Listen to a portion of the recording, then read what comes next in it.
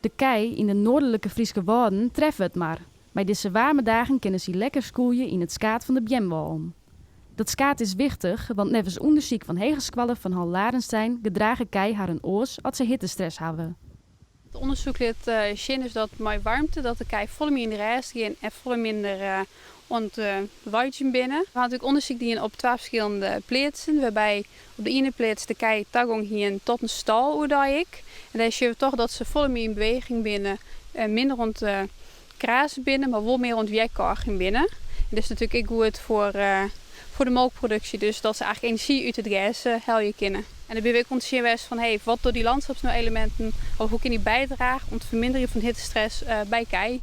Liek als een stal, zo het skaat van de Bjemwallen ek van minder hittestress zwaar kennen.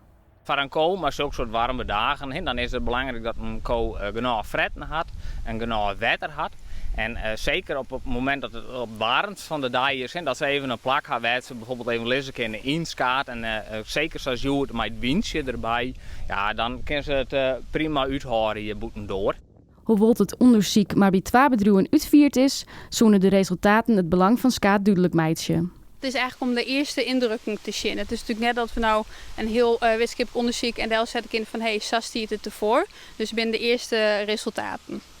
En daarnaast gaan ze nog wel een enquête houden bij meer boeren. Om te zien van hoe staan die erin. En iedereen is wel bewust van hittestress bij kei. Dus er is ontzettend van kunnen we ventilatoren in de stal doen. Met toegang tot water. En ik ontzettend naar oorskaat in het landschap.